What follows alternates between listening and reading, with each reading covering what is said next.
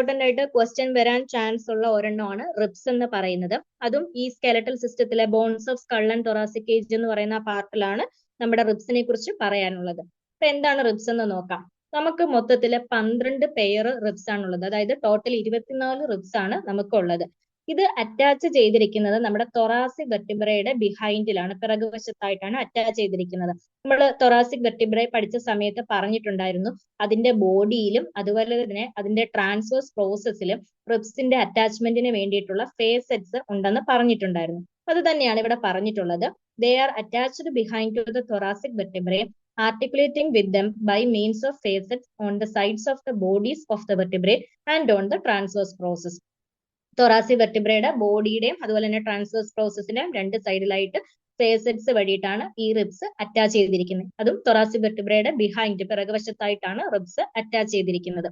അപ്പൊ നമ്മൾ totally 12 pair ribs ഉണ്ടെന്ന് പറഞ്ഞിട്ടുണ്ടായിരുന്നു.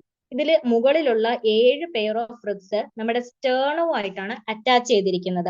അത് എങ്ങനെയാണെന്ന് വെച്ച് കഴിഞ്ഞാൽ കോസ്റ്റൽ കാർട്ടിലേജ് എന്ന് പറയുന്ന സ്ട്രക്ചർ വഴി ഈ മുകളിലുള്ള 7 പെയർ റിബ്സ് നമ്മുടെ സ്റ്റേണവുമായിട്ട് ഡയറക്റ്റ് അറ്റാച്ച് ചെയ്തിരിക്കുന്നു. ഓക്കെ, അതുകൊണ്ട് തന്നെ ഈ 7 പെയർ ഓഫ് റിബ്സിനെ നമ്മൾ ട്രൂ റിബ്സ് എന്നാണ് അറിയപ്പെടുന്നത്. 7 പെയറിനെ നമ്മൾ ട്രൂ റിബ്സ് എന്ന് അറിയപ്പെടുന്നു. അപ്പോൾ അവിടെ നമ്മൾ സ്റ്റേണുമായിട്ട് ഡയറക്റ്റ് അറ്റാച്ച്മെന്റ് ആണ് കോസ്റ്റൽ കാർട്ടിലേജുമായിട്ട്, അത് ഓർത്ത് വെച്ചിരിക്കാം. ഇനി നമുക്ക് ബാക്കിയുള്ളത് 5 പെയർ ആണുള്ളത്. അതിനു മുന്നേ നമ്മുടെ ഈ പറഞ്ഞതിൽ ഫസ്റ്റ് റിബിന്റെ കാര്യം ഒരു എക്സ്ട്രാ ആയിട്ട് പറയുന്നുണ്ട്. ഫസ്റ്റ് റിബാണ് ഏറ്റവും ഷോർട്ട് ആയിട്ടുള്ളത്. അപ്പർ 7 പെയർസ് ഓഫ് റിബ്സ് പറഞ്ഞു, അതിൽ ഫസ്റ്റ് റിബാണ് നമുക്ക് ഏറ്റവും ഷോർട്ടസ്റ്റ് റിബ് ചോദിച്ചു കഴിഞ്ഞാൽ അത് ഫസ്റ്റ് റിബാണ്. ഇതിലൂടെയാണ് സബ്ക്ലേവിയൻ വെയിനും സബ്ക്ലേവിയൻ ആർട്ടറിയും അതുപോലെ തന്നെ ബ്രേക്കിയൽ പ്ലക്സസിന്റെ ലോവസ്റ്റ് ട്രങ്കും പാസ് ചെയ്യുന്നത്. ഓക്കെ, അത് ജസ്റ്റ് ഒന്ന് ഓർത്ത് വെച്ചിരിക്കുക. ഇത്രയും കാര്യങ്ങൾ ഫസ്റ്റ് റിബിലൂടെ പാസ് ചെയ്യുന്നുണ്ട് എന്നുള്ള കാര്യം ഒന്ന് ഓർത്ത് വെച്ചിരിക്കുക. നമ്മൾ മുകളിൽ 7 പെയർ ഓഫ് റിബ്സിന്റെ കാര്യം പറഞ്ഞു. ഇനി ബാക്കിയുള്ളത് 5 പെയർ റിബ്സ് ആണ് താഴെയുള്ളത്. ഇതില് 8th 9th 10th ഈ 3 എണ്ണം നമ്മുടെ സ്റ്റേണുമായിട്ട് ഇൻഡയറക്ട്ലി അറ്റാച്ച് ചെയ്യുന്നുണ്ട്. അതെങ്ങനെയാണെന്ന് ചോദിച്ചു കഴിഞ്ഞാൽ ഈ 8th 9th 10th ഇവരുടെ കോസ്റ്റൽ കാർട്ടിലേജ് തൊട്ടു മുകളിലുള്ള 7ാമത്തെ പെയർ ഉണ്ടല്ലോ, 7ാമത്തെ പെയർ റിബ്സുമായിട്ട് അറ്റാച്ച് ചെയ്യുന്നു. 7ാമത്തെ പെയർ ഓൾറെഡി നമ്മുടെ സ്റ്റേണുമായിട്ട് അറ്റാച്ച് ആണ്. അപ്പൊ ഇവിടെ ഡയറക്റ്റ് ആയിട്ട് ഈ 3 എണ്ണത്തിന് സ്റ്റേണുമായിട്ട് അറ്റാച്ച്മെന്റ് വരുന്നില്ല, ഒരു ഇൻഡയറക്റ്റ് കണക്ഷൻ ആണ് വരുന്നത്. അതായത് ഇത് 3ഉം തൊട്ടു മുകളിലുള്ള 7ാമത്തെ പെയറുമായിട്ട് ജോയിൻ ചെയ്യുന്നു. അങ്ങനെ സ്റ്റേണുമായിട്ട് ഒരു ഇൻഡയറക്റ്റ് അറ്റാച്ച്മെന്റ് വരുന്നു. അതുകൊണ്ട് തന്നെ ഈ 3 എണ്ണത്തിന്, ഈ 3 പെയർ ഓഫ് റിബ്സിനെ പറയുന്ന പേരാണ് ഫോൾസ് റിബ്സ്. അതാണ് ഇവിടെ എഴുതിയിരിക്കുന്നത്. Of the lower 5 pairs of ribs, the 8th 9th and 10th are attached indirectly to the sternum by means of the attachment of their costal cartilages to the cartilage of the rib above. തൊട്ടു മുകളിലുള്ള 7ാമത്തെ റിബുമായിട്ട് ഇവരുടെ coastal cartilage attach ചെയ്യുന്നു. അതുകൊണ്ട് തന്നെ ഇതിനെ false ribs എന്നാണ് പറയുന്നത്. Last point എന്ന് പറയുന്നത് the last 2 pairs of ribs are unattached in front and are called floating ribs. ഇനി നമുക്ക് ബാക്കിയുള്ളതെന്ന് പറയുന്നത് 2 പെയർ റിബ്സ് കൂടെയാണ് ഉള്ളത്. അതെന്ന് പറയുന്നത് ഫ്രണ്ടിലെ അൺഅറ്റാച്ച്ഡ് ആയിട്ടാണ്, വേറെ അറ്റാച്ച്മെന്റ് ഒന്നും നമുക്ക് കാണാൻ സാധിക്കത്തില്ല. അതുകൊണ്ട് തന്നെ അതിനെ നമ്മൾ ഫ്ലോട്ടിംഗ് റിബ്സ് എന്ന് പറയുന്നു. ഇപ്പൊ 3 ടൈപ്പിലാണ് റിബ്സ് ഉള്ളത്. ട്രൂ റിബ്സ് ഉണ്ട്, അതുപോലെ തന്നെ ഫോൾസ് റിബ്സ് ഉണ്ട്, പിന്നെ ഫ്ലോട്ടിംഗ് റിബ്സ് ഉണ്ട്. ആദ്യത്തെ 7 പെയറിനെ നമ്മൾ ട്രൂ റിബ്സ് എന്ന് പറയുന്നു. പിന്നെ വരുന്നതിലുള്ള 3 പെയറിനെ നമ്മൾ ഫോൾസ് റിബ്സ് എന്ന് പറയുന്നു. ലാസ്റ്റ് ഉള്ള 2 പെയറിനെ നമ്മൾ ഫ്ലോട്ടിംഗ് റിബ്സ് എന്ന് പറയുന്നു. ഇത്രയും കാര്യം ഓർത്ത് വെച്ചിരിക്കാം. ഇനി നമ്മൾ റിബിന്റെ സ്ട്രക്ചർ നോക്കുകയാണെന്നുണ്ടെങ്കിൽ ഈ റിബ് എന്ന് പറയുന്നത് ഒരു ലോങ് ബോൺ ആണ്. ലോങ് ബോണിന്റെ കാര്യം പറയാമെന്ന് നമുക്കറിയാം. 2 എക്സ്ട്രീമിറ്റീസ് ഉണ്ട്, ആന്റീരിയറും പോസ്റ്റീരിയറും. അതുകൂടാതെ എന്റെ നടുക്കായിട്ടൊരു ഷാഫ്റ്റ് ഉണ്ട്. അപ്പൊ 2 എക്സ്ട്രീമിറ്റീസിനെ എപ്പിഫൈസിസ് എന്ന് പറയും, ഷാഫ്റ്റിനെ നമ്മൾ ഡയാഫൈസിസ് എന്ന് പറയും. അത് ജസ്റ്റ് ഓർത്ത് വെച്ചിരിക്കാം. ഇനി റിബ്സിന്റെ കാര്യം പറയുവാണെന്നുണ്ടെങ്കിൽ ഇതിന് 2 രീതിയിലുള്ള കണക്ഷൻ വരുന്നുണ്ട്. അതായത് ബാക്ക് സൈഡിൽ പോസ്റ്റീരിയർലി ഇത് വെർട്ടിബ്ര ആയിട്ടും കണക്ഷൻ വരുന്നുണ്ട്, ഫ്രണ്ടിൽ വരുമ്പോൾ ഇതിന് സ്റ്റേണോ ആയിട്ടും കണക്ഷൻ വരുന്നുണ്ട്.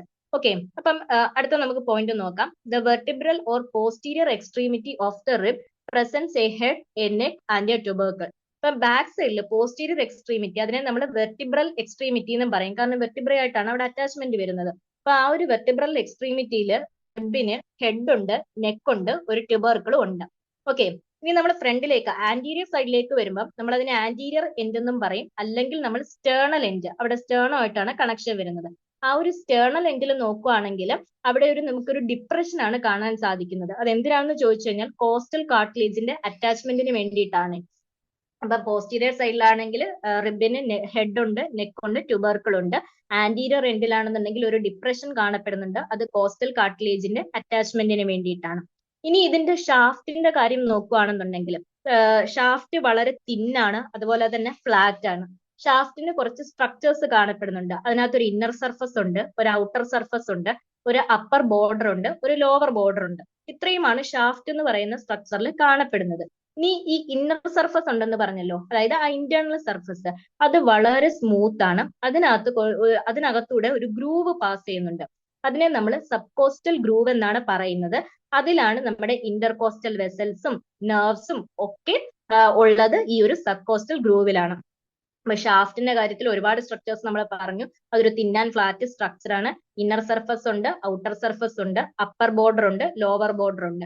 ഇതിൽ ഇന്റേണൽ സർഫസിനെ മാർക്ക് ചെയ്തുകൊണ്ട് ഒരു ഗ്രൂവ് ഉണ്ട്, അതിനെ സബ് കോസ്റ്റൽ ഗ്രൂവ് എന്ന് പറയുന്നു. അതിലാണ് നമ്മുടെ ഇന്റർകോസ്റ്റൽ വെസൽസും നെർവ്സും കാണാനായിട്ട് സാധിക്കുന്നത്. പിന്നെ പറയുന്നത് posterior extremity of the rib.